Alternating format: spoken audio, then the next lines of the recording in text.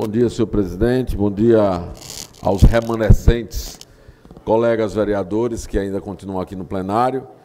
Presidente, eu quero começar a minha fala na manhã de hoje já fazendo uma justificativa a Vossa Excelência. Vossa Excelência fez um convite para uma audiência pública que reputo importante, que ocorrerá na sexta-feira, mas já justifico, não estarei aqui para acompanhá-la, porque não estarei aqui na cidade na sexta-feira. Desejo sucesso na audiência e que ela se transforme em instrumento de construção de políticas públicas para o nosso município. E aproveito também para me manifestar a respeito do que falou Vossa Excelência, do que falou o vereador Elber, do que falou agora o vereador que me antecedeu, o vereador Fábio Meirelles, a respeito das denúncias da investigação da Polícia Federal. Que bom que hoje nós temos uma Polícia Federal que é equipada para fazer as investigações e tem liberdade de fazê-las. Porque se nós formos resgatar o que aconteceu num período bem recente, era o desmonte da Polícia Federal como estrutura de investigação para exatamente acobertar escândalos que estavam muito próximos, inclusive do presidente da República. Então, eu quero comemorar aqui que nós estamos vivendo um momento em que a denúncia é feita, a investigação é feita, e vou acompanhar, esperando, torcendo, para que os responsáveis por eventuais danos ao erário sejam devidamente responsabilizados. É assim que funciona numa democracia, diferente do período que vivemos bem recentemente, em que a lógica era desestruturar o funcionamento da Polícia Federal para deixar passar a boiada. A boiada que permitiu, inclusive, o enriquecimento rápido, aligeirado, de uma família que hoje é dona de um patrimônio que, sinceramente, não há como se justificar. Pelo menos é o que se investiga, não é?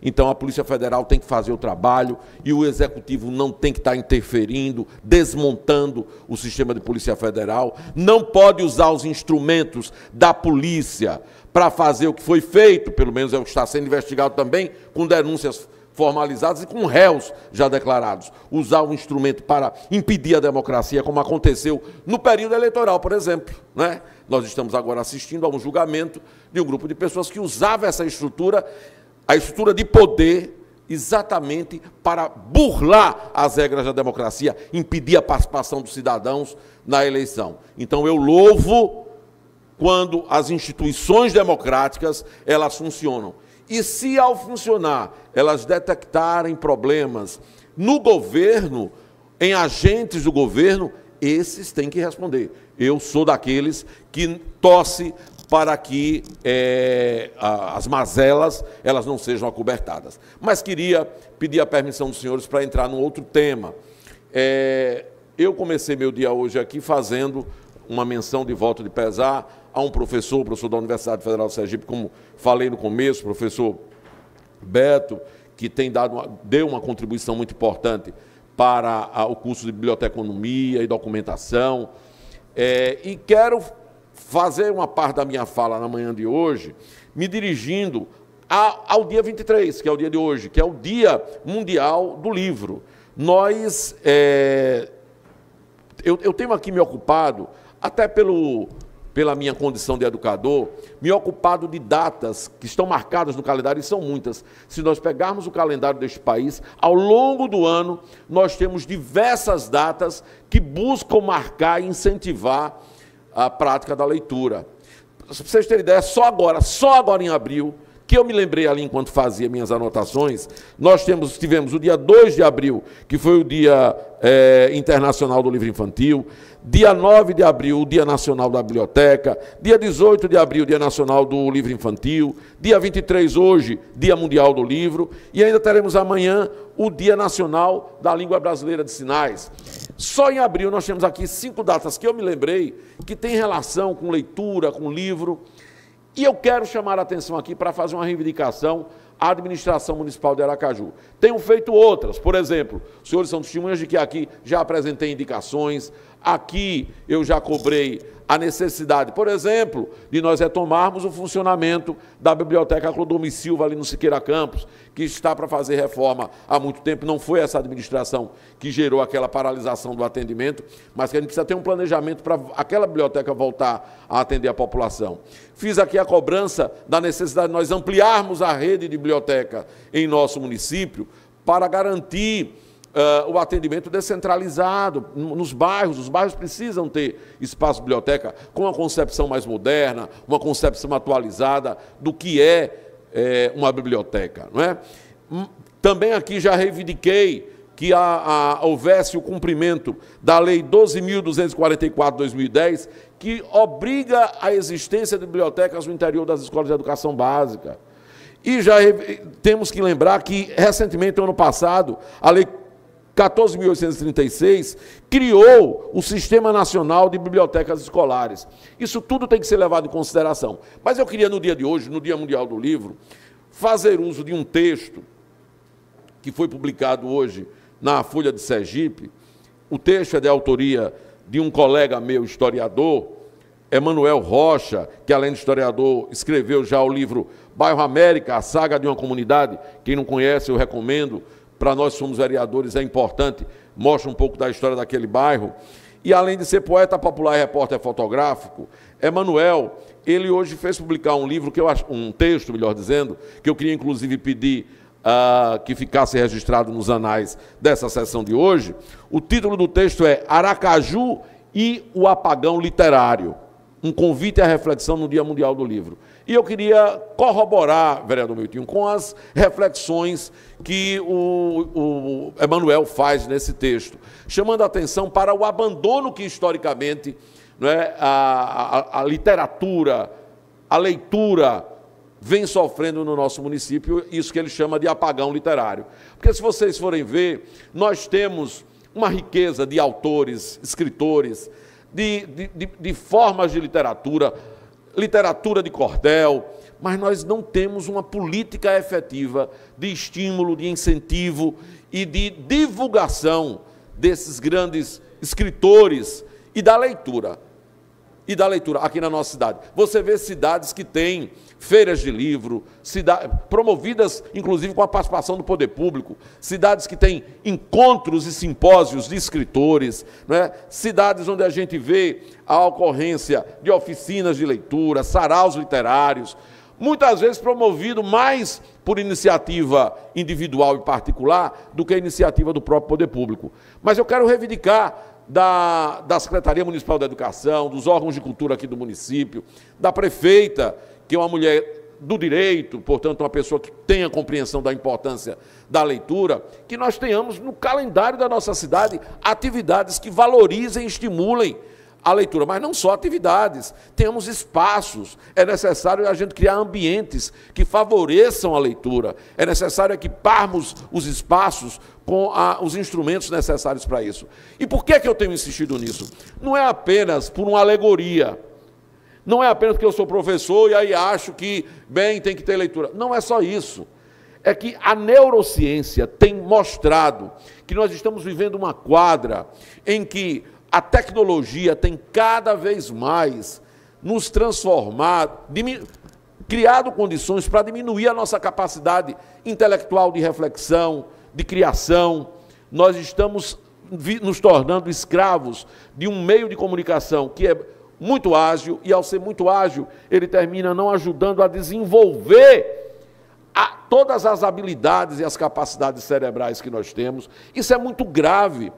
Já há estudos que mostram como isso está comprometendo, inclusive, o desenvolvimento cerebral das crianças. E nós precisamos apresentar alternativa. E existem estudos que mostram que a leitura, ela é um instrumento fundamental para dar esse start, para ajudar no desenvolvimento intelectual, para fazer com que as conexões neurais, elas continuem existindo e o cérebro continue se desenvolvendo. A plasticidade cerebral, os neurocientistas advertem, ela se dá a partir de estímulos que a leitura consegue fazer e que outros instrumentos que a gente tem usado atualmente com mais intensidade não ajudam.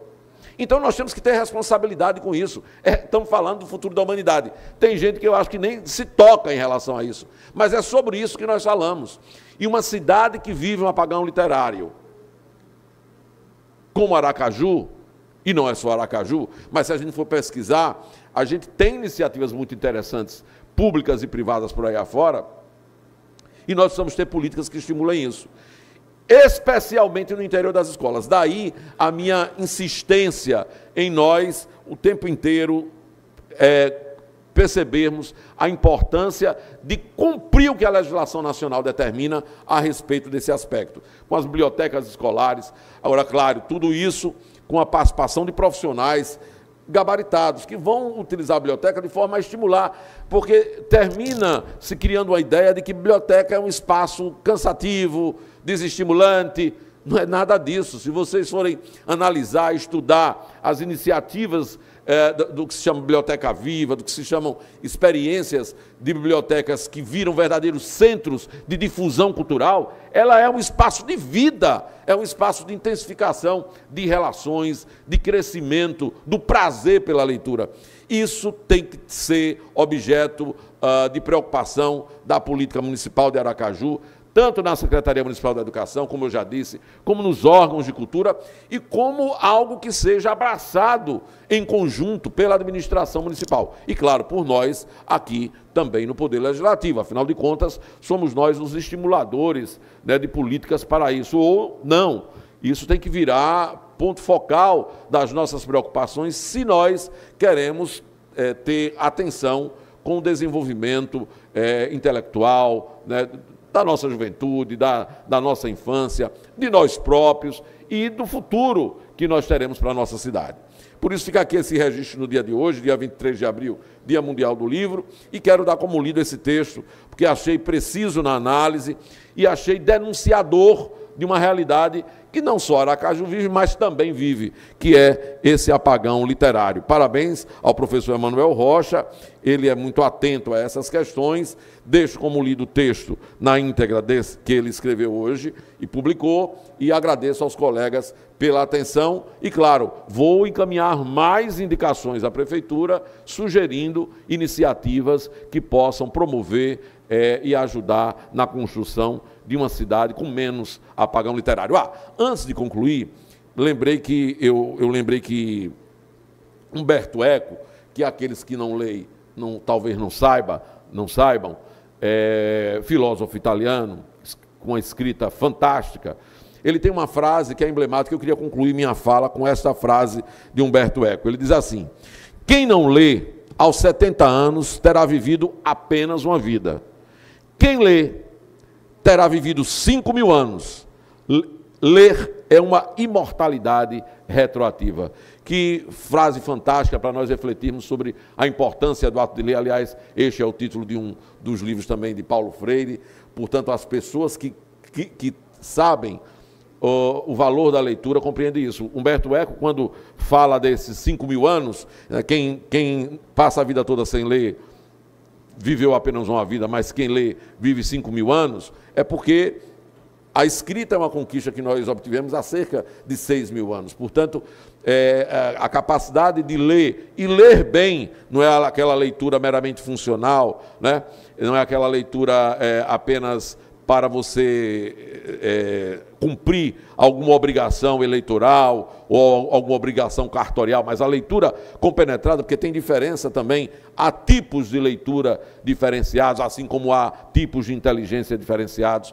Portanto, entender a leitura com esse papel é fundamental para que nós possamos efetivamente mudar esse mundo. Não mudaremos o mundo, pelo menos para melhor, né, se continuarmos nos tornando seres autônomos. Eu estou relendo, depois de muitos anos, uma obra antiga, que talvez aqui alguns conheçam, 1984, para revisitar as previsões que foram feitas lá atrás, em relação a essa sociedade que a gente vive, essa sociedade informatizada, controlada, onde o grande irmão controla tudo. Porque nós precisamos compreender o que está em andamento para poder atuar sobre ele. Muito obrigado, agradeço a todos.